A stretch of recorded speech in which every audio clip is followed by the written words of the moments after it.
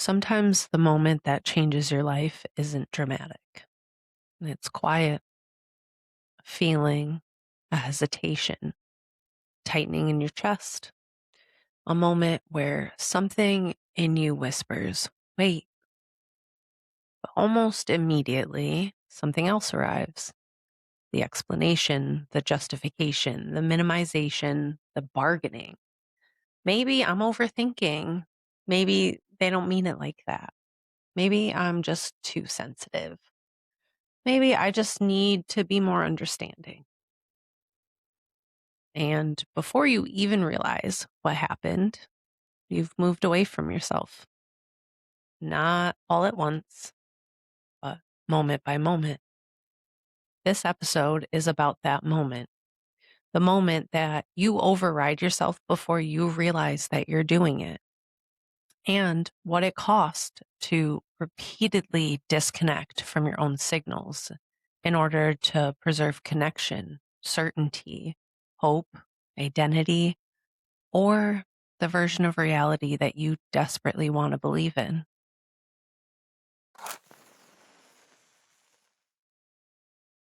Welcome back to The Void and the Flame. I'm Rachel, or Ray, and today we're talking about the moment that people override themselves. The moment that discomfort appears and the mind rushes in to just explain it away. And we're not doing this to shame others, not to turn every uncomfortable interaction into a red flag, but to slow the process down enough to finally see it clearly. It's a moment that most people move through automatically because override happens fast. So fast, in fact, that most people don't realize that they've abandoned themselves until long after the moment has passed. And the difficult part is that override rarely feels dangerous when it's happening. Usually it feels reasonable. And that's what we're going to unpack today. I think one of the hardest things about self-abandonment is that it usually doesn't feel like self-abandonment while it's happening. Most of the time, it feels pretty normal, pretty just reasonable, justifiable, because override happens in micro moments, tiny negotiations against yourself. Like laughing when something actually hurts, saying it's fine when it isn't, just explaining away inconsistency, talking yourself out of discomfort, or convincing yourself to tolerate something that your body already feels unsettled by. And I think many people miss these moments because they're waiting for dysfunction to look obvious. But often the shift is really subtle. It's not one giant betrayal. Repeated moments of slowly stopping listening to yourself. Now, if override felt obviously harmful, most people would probably stop. But override rarely arrives as self-betrayal, or let alone announces, hey, we're going to betray ourselves today. More times than not, it arrives as understanding, as patience, empathy, being flexible, as hope. Sometimes it even arrives wearing the face of maturity. You tell yourself, oh, relationships are complicated. No one's perfect. They're trying. I just need to communicate better. And maybe I misunderstood. I know that they've been through a lot.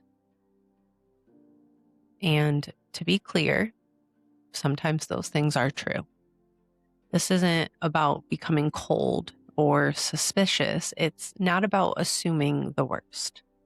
It's about noticing the moment understanding turns into self-disconnection. Because there is a difference between compassion and abandoning your own reality to preserve someone else's.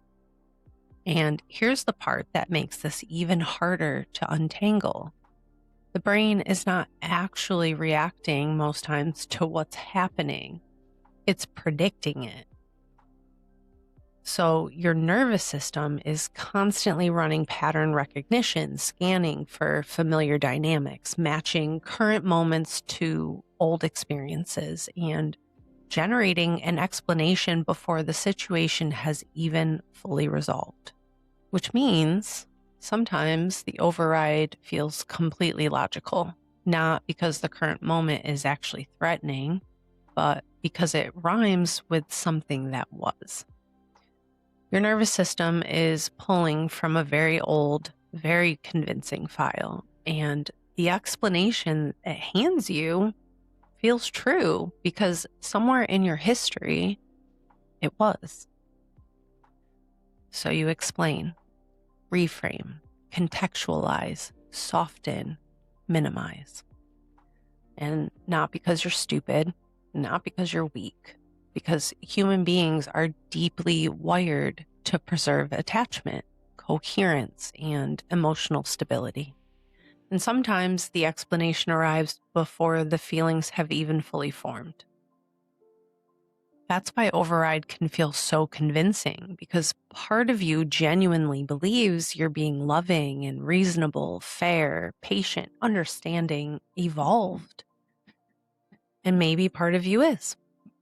But another part of you may already be tightening internally, trying to signal this doesn't actually feel okay. And this becomes even harder to recognize when override is connected to identity. Because sometimes acknowledging the truth doesn't only threaten the relationship, it threatens the version of yourself that you've built your life around. The understanding one, the helper, the easygoing one, the loyal one, the one who sees the best in people, and the one who can handle difficult things. So instead of questioning the situation, you question yourself. Maybe I'm overreacting. Maybe I'm expecting too much. Maybe I just need to try harder. And little by little, the explanation becomes louder than the signal itself. Also, I want to say this clearly. For some people, this wasn't just a pattern that developed. It was a requirement. If you grew up in any kind of environment where your reality wasn't safe to express, where saying this doesn't feel right had real consequences, then override wasn't a nervous system quirk. It was how you stayed safe. And the fact that it followed you out of that environment doesn't mean that you failed. It means the strategy worked well enough that your nervous system kept using it. That deserves acknowledgement, not shame. If you've been following along with past episodes, you know that I have said probably a few times that the body often notices something long before the mind is willing to organize it into truth. And most people have been trained to trust the explanation faster than the sensation. So the body speaks quietly at first, not in full sentences, in signals. Tension, hesitation, exhaustion that doesn't fully make sense. A subtle dread before certain conversations, maybe relief when plans get canceled that you thought you wanted. The tightening in your chest when someone's name appears on your phone, the rehearsing before interactions, the over-preparing, the mental looping afterwards, the way your body braces before certain people even speak. And because these responses become familiar, many people stop recognizing them as information. They start treating them almost like personalities. I'm just anxious. I'm an overthinker. I'm really emotional. I'm really bad at conflict. Or my personal favorite, I just care too much. But sometimes what you're calling personality is actually prolonged adaptation. your body trying to manage what your mind keeps attempting to normalize. And this is where override creates a pretty painful internal split.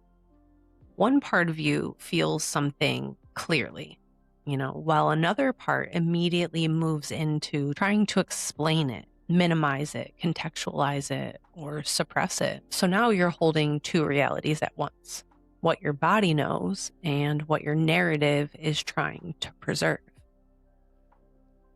The split creates exhaustion, not out of weakness, but because maintaining disconnection from yourself takes enormous amounts of energy.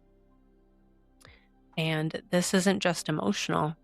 The body keeps a running tab on what it's been asked to hold. Chronic self-suppression has a psychological cost. The nervous system running on low-grade threat indefinitely doesn't just produce anxiety. It produces fatigue, physical depletion, a kind of bone tiredness that sleep doesn't always fix. I felt that. Your system wasn't designed to override itself indefinitely. It was designed to complete the signal, not suppress it. And over time, people become so practiced at overriding signals that they stop realizing how often they are internally negotiating against themselves. They explain away the exhaustion and push through discomfort and override limits before they have even fully formed. Laugh while their body is tightening. Say yes while something inside of them is saying no. And the difficult part is that none of this necessarily looks harmful or dramatic from the outside. Many people appear highly functional while quietly disconnected from themselves every day. They perform competence, they perform certainty, they perform calm. While internally, their system is constantly compensating, bracing, adjusting, or self-editing in order to maintain stability. And eventually, the body starts finding other ways to communicate through burnout, numbness, resentment, emotional validity, through shutdown, through anxiety that seems to appear out of nowhere. Not because the body is trying to betray you, but because it's trying to get your attention. And once you begin recognizing these patterns, something very important starts to shift.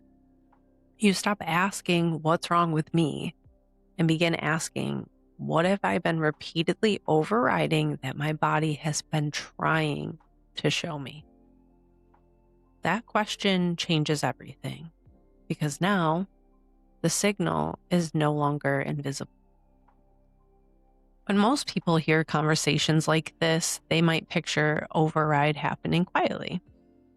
The people pleasing, freezing, shrinking, explaining things away.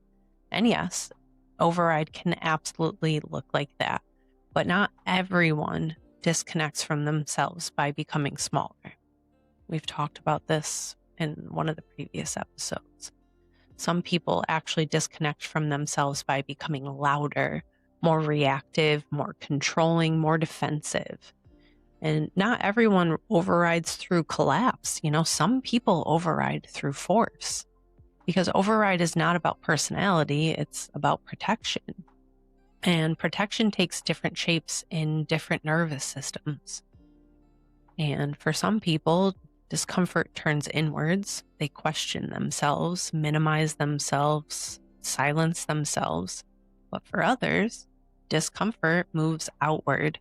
They attack, they deflect, they dominate the conversation, become emotionally sharp, try to regain control of the moment before vulnerability can fully land. Some people override by disappearing. Others override by overpowering. But underneath both responses, something very similar is often happening. The nervous system detects threat. and moves automatically to regain safety, certainty, control, or stability. And sometimes that looks like maybe I'm the problem. And sometimes it looks like, no, you're the problem. Different strategies, same survival urgency. And this matters because many people spend their lives only recognizing override in the ways that they personally express it. So they notice their freezing and their overthinking, their self-abandonment, while completely missing that the ways they may also control or dismiss, interrupt, invalidate, or maybe even emotionally escalate when discomfort appears. Because once one protection activates, self-awareness often narrows. Not because people are evil and not because they're incapable of change, but because survival responses prioritize protection over reflection. And this is where the work becomes deeper and more honest. Because returning to yourself doesn't only mean noticing where you disappear. It also means noticing where you stop listening, where you become reactive instead of present, when your need for certainty becomes stronger than your willingness to stay conscious. That can be difficult to face, especially because most people can recognize the pain of their softer survival patterns long before they recognize the impact of their harder ones. But awareness is not meant to be self-condemnation. It's meant to create choice. Because once you can see the pattern, you're no longer completely inside of it. Not every reaction means someone is unsafe. Not every freeze means someone is weak, and not every defensive response means someone is malicious. Human beings become many different things while trying to protect pain they don't know yet how to hold consciously. That doesn't excuse harm, but it does create understanding. Because if we only recognize survival patterns in the people that we feel compassion for while demonizing them in the people who trigger us, then we are not actually seeing clearly yet. We're still sorting humanity into safe and unsafe categories fast enough to avoid actually sitting with complexity. But real awareness asks more from us than that. It asks us to become honest enough to recognize protection in all of its forms, including the forms that are harder to admit live inside of ourselves. Because override is not a character flaw. It's what happens when protection becomes more automatic than presence. Another difficult thing about override that I touched on very briefly in the beginning is that the cost usually doesn't appear immediately. Most of the time, nothing dramatic happens in the moment, like we've said. We've noticed that so far, right? The conversations could continue, the relationship continues, life continues. And because there's no obvious collapse, people assume I'm fine. It wasn't a big deal. I handled that. But override accumulates. Not always through major betrayals, through small disconnections repeated over time. The laugh that wasn't real, the yes that wasn't honest, the exhaustion that you ignored and brushed away, or the discomfort that you just explained away. Maybe the truth that you softened before you could allow it to fully form. And eventually, something inside you starts becoming harder to hear clearly. Because every time that you override your own signal, you teach yourself, don't fully trust that feeling.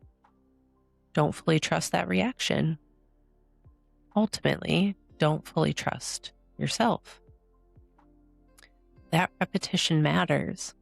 Self-trust doesn't usually fracture all at once. It fractures slowly, moment by moment, override by override. And over time, many people begin living in a constant internal negotiation with themselves, part of them feels something and another part immediately just explains it away. One part wants rest while another part says push harder. One part feels hurt and another part says, you're just being a baby. And that constant self-negotiation creates exhaustion that most people can't fully name. Not from weakness, but because internal fragmentation is tiring. There's a loneliness that develops when you repeatedly leave yourself behind.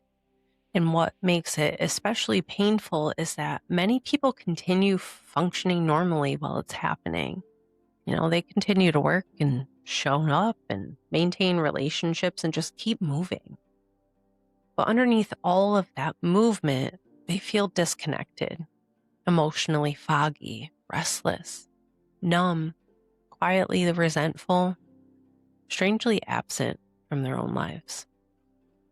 And many people don't realize that what they're grieving is actually themselves, the part that they stopped listening to, the needs that they minimized, the instincts that they repeatedly overruled, the aliveness that they slowly negotiated away in order to maintain stability, approval, identity, or attachment.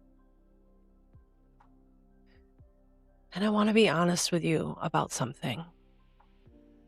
When I first started recognizing this in myself, like really recognizing it, it was not empowering. It was actually quite gutting. Because once you can see how long something has been running, how many moments, how many years, how many versions of yourself quietly left the room so someone else could feel comfortable, there's a lot of grief in that. A lot of really real grief. Not dramatic, not a breakdown, just quiet, heavy. The kind that just sits in your chest when you finally understand what you were doing to yourself and why. And I still feel it sometimes. I don't say that to alarm you by any means. I say it because I think it's important that you know if that grief shows up for you, that's not a sign that something went wrong. It's a sign that something is finally being seen and heard. This is where awareness becomes painful. Because once you begin noticing override, you can no longer fully disappear unconsciously inside it. You start catching the moment, the explanation, the tightening, the self-editing, the almost automatic move away from yourself. And at first, that awareness can feel pretty overwhelming. Because now you can see how you've often participated in your own disconnection. Not intentionally or maliciously, but definitely repeatedly. Awareness is not failure. It's the beginning of relationship returning. I gotta be real with you. If you're anything like me, once you begin noticing override, there can be a very real temptation to just immediately try to stop doing it. To just monitor yourself constantly and to analyze every interaction, to question every interaction, and to force yourself into perfect awareness. But that usually becomes just another form of disconnection. Because the goal is not to become hyper-controlled. The goal is to just become more present. And presence grows slowly, especially in places where your nervous system learned that disconnecting was safer. So the return to yourself does not usually begin through some dramatic transformation. It just begins quietly in very small moments.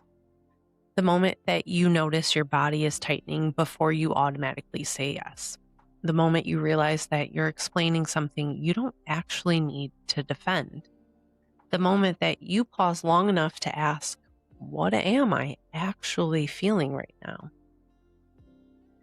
And I want to try to describe what that pause actually feels like, because I think this part gets skipped a lot.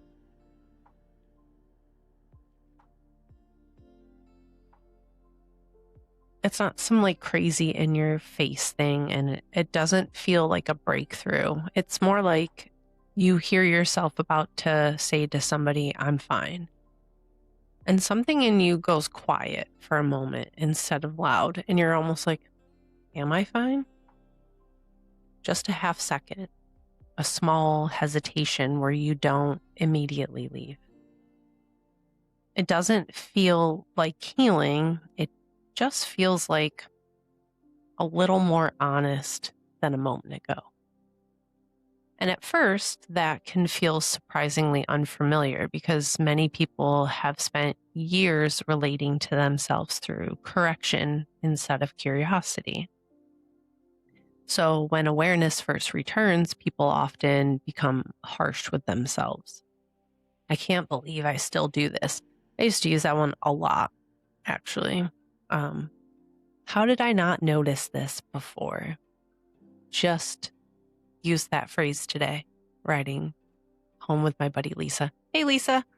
I'm telling her a story, and I'm like, how did I not notice? Sometimes you don't. I should be further along. Man, do I feel that a lot.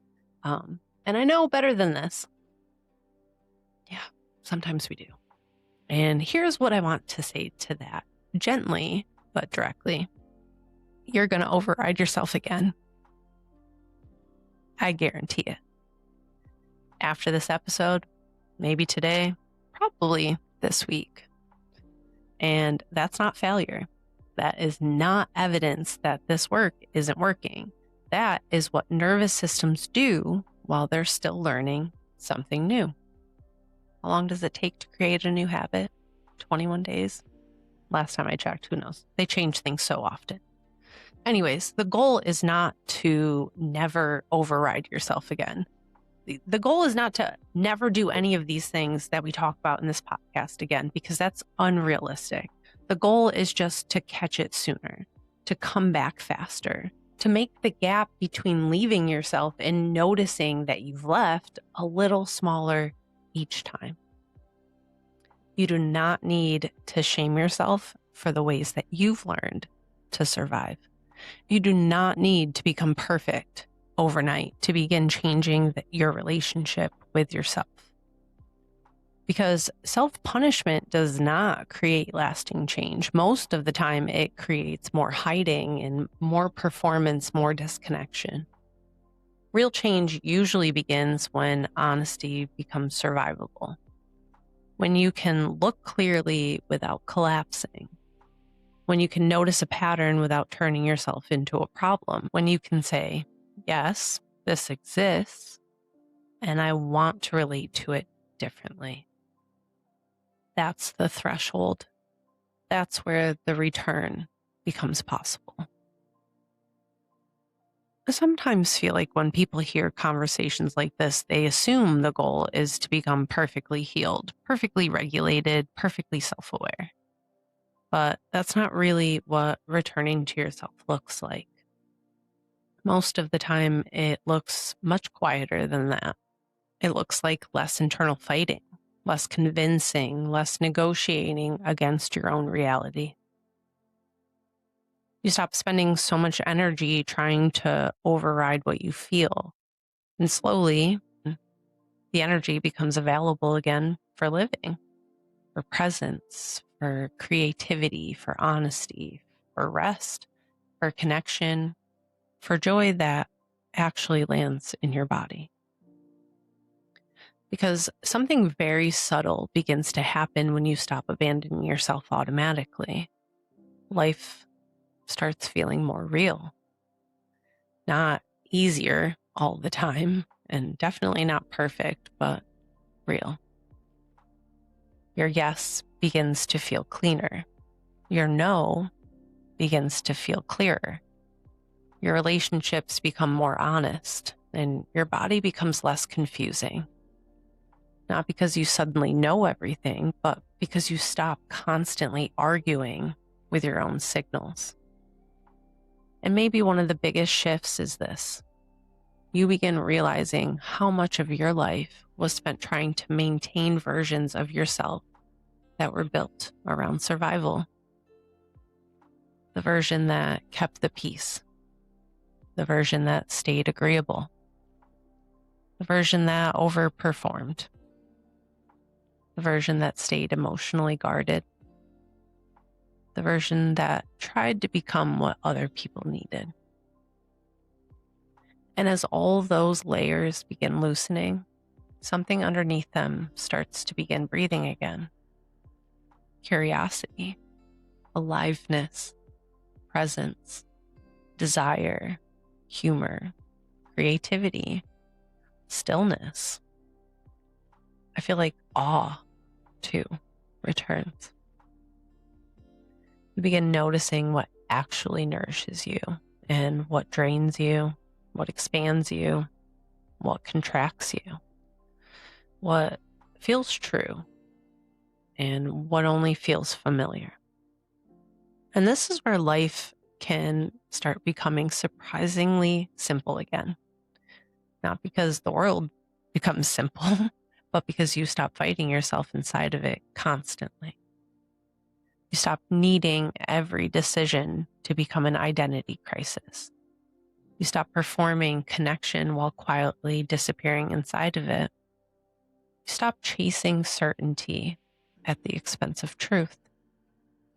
And maybe for the first time, you begin building a life that actually feels inhabitable to your nervous system. Not just impressive from the outside, not just survivable, actually livable. And something else changes too. The way that you move through other people. Because when you become more honest with yourself, you stop needing as much performance from others. You become less reactive to discomfort, less desperate for validation, less dependent on constant external confirmation to feel steady internally. Not because you stopped needing people, but because you stopped abandoning yourself inside your relationships with them. And that changes the kind of presence that you bring into the world. You listen differently and you respond differently. You model something different. Not perfection, not superiority, just presence. The kind that quietly gives other people permission to become more honest too. And maybe that's the real shift. Not becoming someone new entirely, but finally becoming someone you can fully exist as without constantly leaving yourself behind. And maybe this is where we pause for now. Not because the work is finished, because awareness needs space to settle. Because once you begin recognizing override, you start seeing it everywhere. In conversations, in relationships, in your body, your decisions, in the quiet moments where you almost disappear automatically. And the goal is not to become hyper aware of every flaw or every reaction or every uncomfortable feeling. The goal is to become conscious enough to stay in relationship with yourself while life is happening. That's the difference. In the next episode, we're going to move deeper into what happens when awareness begins changing the way that you relate to other people. What becomes visible when you stop explaining everything away. The patterns, the mismatches, the moments that your body knew before your mind caught up. Not to make you fearful or suspicious, but to help you build discernment without abandoning compassion. Because clarity is not cruelty and awareness is not judgment. Sometimes it's simply the moment that you finally stop arguing with what you already know. But for now, just notice. Notice where you feel yourself throughout your day. Notice the moments where you leave yourself automatically. Notice the moments where you stay. That's enough. That's already the beginning. Now, before we leave, I want to leave you with this. Most people were never taught how to stay connected to themselves while navigating discomfort, conflict, uncertainty, or attachment. I know I sure wasn't. Most people were taught how to adapt, how to perform, and how to survive. So if you recognize yourself in this episode, whether it be in the explaining, the override, the self-editing, the shrinking, reacting, convincing, whatever it might be, just please know that that doesn't make you broken. That doesn't mean that there's something wrong with you. It just makes you human. And becoming aware of those patterns is not something to be ashamed of. Awareness is where relationship begins returning. Not relationship to an idealized version of yourself, or relationship to the real one. The one underneath the performance, underneath the fear, underneath the adaptations or the survival strategies that you once needed in order to keep going. And maybe the work isn't becoming someone entirely different. Maybe the work is learning how to stop leaving yourself behind again and again and again.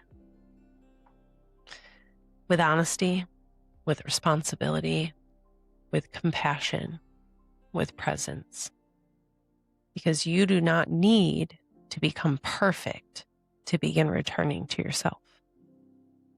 You only need the willingness to notice when you disappear and the gentleness to come back. Until next time, you are allowed to exist honestly inside your own life. And remember, you don't have to keep the fire lit alone.